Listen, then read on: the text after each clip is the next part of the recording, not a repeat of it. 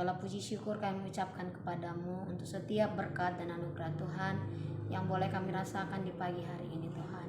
Terima kasih untuk anugerah yang baru melalui nafas kehidupan yang Tuhan percayakan untuk kami miliki hingga saat ini. Terpuji termulialah Engkau Bapa. Dan saat ini sebelum kami melakukan segala aktivitas kami terlebih dahulu menyerahkan hidup kami ke dalam tangan-Mu. Biar kiranya Tuhan yang membimbing kami, menolong kami untuk melewati hari-hari kami sedemikian rupa, sehingga kami senantiasa hidup dalam terang meniru Engkau ya Bapa. Terima kasih Tuhan, ampuni kami akan dosa kami agar kami layak di hadapan-Mu. Berfirmanlah Tuhan, karena kami sudah siap untuk mendengarkannya. Amin. Selamat pagi untuk kita seluruhnya jemaat Tuhan yang terkasih. Dalam nama Tuhan Yesus Kristus, yang menjadi nats renungan untuk kita di pagi hari ini diambil dari kitab Yesaya pasal 66 ayat yang ketiga. Beginilah dikatakan, orang menyembelih lembu jantan namun membunuh manusia juga. Orang mengorbankan domba namun mematahkan batang leher anjing. Orang mempersembahkan korban sajian namun mempersembahkan darah babi. Orang mempersembahkan kemenyan namun memuja berhala juga. Karena itu sama seperti mereka lebih menyukai jalan mereka sendiri dan jiwanya menghendaki dewa kejijikan mereka. Manang ise nama motong sada jonggi doson si bunu bawa do ibana disi. Manang ise nama melehon biri-biru doson hala nama monggolhon rukung ni biang ibana disi. Manang ise nama melehon pelean si panganon doson nama melehon mudar ni babi ibana disi. Manang ise nama nutung daupa doson nama muji gana-ganaan ibana disi. Masih todong dalan lomoni rohana bedo nasida jala di halomohon rohana sida do pabahenan nasida nasogiri. Demikian firman Tuhan. Saudari-saudari yang terkasih di dalam nama Tuhan Yesus Kristus, kadangkala tidak dapat kita pungkiri bahwa manusia hanya dapat menilai sebatas apa yang ia lihat, sebatas panca indera yang ia miliki. Namun penilaian yang diberikan manusia kepada seseorang tentu jelas berbeda dengan penilaian yang Allah patokkan atau ukurkan di dalam kehidupan kita. Demikian halnya peristiwa keselamatan setelah hukuman melalui nats renungan kita di pagi hari ini. Bagaimana Yesaya atau Allah menuntut bangsa yang ia kasihi melalui Yesaya ketika mereka sudah mendapatkan keselamatan itu dari hukuman, maka seharusnya mereka hidup kudus dan tidak lagi melakukan pemujaan berhala. Manusia melihat apa yang terjangkau oleh matanya, tetapi Allah jauh lebih dari itu. Ia melihat apa yang berada di dalam pikiran kita, apa yang berada di dalam hati kita, bahkan apa yang kita lakukan, tak satu pun tersembunyi dari Allah. Oleh mengapa? Karena itu Allah senantiasa menghendaki kejujuran dari setiap umat yang diselamatkannya dan bukan mengharapkan perpalingan atau kemunafikan seperti yang disampaikan melalui renungan kita di pagi hari ini. Saudari-saudari yang terkasih di dalam nama Tuhan Yesus Kristus, kita harus mengingat bahwa Allah sangat-sangat tegas mengingatkan bangsa Israel bahwa ketika mereka sudah mendapatkan keselamatan itu, maka mereka harus hidup jujur di hadapan Allah. Dan tidak ada gunanya ibadah mereka bila diliputi dengan kemunafikan yang membuat Allah semakin membenci mereka. Tuhan tidak dapat disogok dengan kebaikan-kebaikan seperti yang kita baca melalui nats renungan kita pagi hari ini sebagai cara untuk menutupi dosa-dosa kita.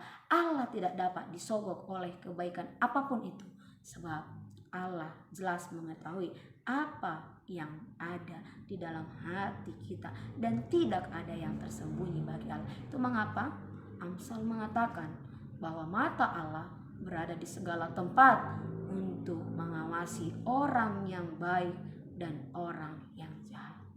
Lalu, jika kita menyembah Allah, tetapi kita juga menyembah berhala, bukankah kita sudah hidup di dalam tindakan sinkretisme yang menduakan Allah di dalam hidup kita? Saudari-saudari yang terkasih di dalam nama Tuhan Yesus Kristus, melalui renungan kita pagi hari ini, kita ingin melihat bahwa Tuhan lebih menginginkan umatnya untuk hidup di dalam kerendahan hati, bukan mengutamakan ritual atau seremonial keagamaan semata. Jelas itu dikatakan di ayat 2. Lalu mengapa kita masih mau mendustai Allah yang jelas-jelas kita tahu Dia Maha tahu segala seluk-beluk kehidupan kita? Ketika kita masih sanggup untuk menipu Allah, berarti kita masih kurang mengenal Allah di dalam hidup kita. Kita masih kurang mengenal Dia. Jika kita benar-benar mengenal Allah, maka kita akan mengetahui apa yang diinginkannya dan apa yang menyenangkan hati Allah tentu juga akan menyenangkan hati kita. Bukan justru menipu atau hidup di dalam kepura-puraan atau kemunafikan. Ingat, sesuatu yang benar tidak akan membuat kita merasa terbebani untuk melakukannya. Jika kita sudah mengenal Allah dan melihat firman Allah sebagai sesuatu yang benar, mutlak kebenarannya, maka kita tidak akan sulit untuk melakukan itu dan tidak akan terbebani. Oleh sebab itu, Bapak Ibu, jemaat Tuhan yang terkasih, melalui nats renungan kita di pagi hari ini, marilah kita hidup dalam kejujuran, bukan untuk hanya menyenangkan hati kita, melainkan untuk menyenangkan hati Allah. Allah mengingatkan kita agar kita mereformasi iman kita. Jika selama ini kita masih hidup di dalam kemunafikan, ibadah kita hanya sebatas upacara belaka, maka berhentilah untuk melakukan formalitas itu dan berhentilah untuk hidup di dalam kepura-puraan dan kemunafikan, karena bukan itulah yang Allah inginkan di dalam hidup kita. Apalah arti ibadahmu jika kamu menduakan Allah di dalam hidupmu? Jika kamu masih menyembah hal-hal yang berhala. Melalui firman renungan kita di pagi hari ini, Allah juga mengingatkan kita agar kiranya kita mampu untuk berlaku jujur di hadapan Allah. Ingat, tidak ada yang tersembunyi bagi Allah. Hiduplah dengan iman dan buah yang nyata, bukan dalam bayang-bayang, karena itu adalah kekejian bagi Allah. Tidak ada artinya ibadahmu jika kamu hanya melakukannya di dalam kemunafikan, bukan dari iman, bukan dari seruan Roh Kudus yang kamu dengarkan. Kita yang mempraktikkan peribadahan harusnya hidup kudus, karena kita tidak dapat memadukan kekudusan Allah dengan dewa-dewa berhala. Ibarat kita mengasihi seseorang tetapi kita mendua hati, maka tentu akan sangat menyakitkan dan mengecewakan bagi orang yang tersakiti. Maka berhentilah untuk mendustai Allah dan hiduplah kudus, karena terang dan gelap tidak akan pernah menyatu.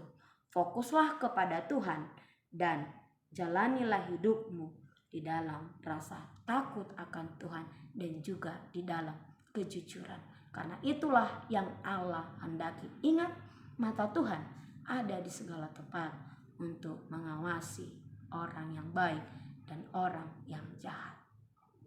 Tidak ada yang tersembunyi bagi Allah. Selamat menjalani kehidupan kita dan selamat beraktivitas. Tuhan kiranya memberkati kita seluruhnya. Amin. Kasih karunia dari Tuhan Yesus Kristus serta kasih setia Allah Bapa dan persekutuan Roh Kudus memberkati dan menyertai kamu sekalian hari ini, esok, dan sampai selama-lamanya. Amin.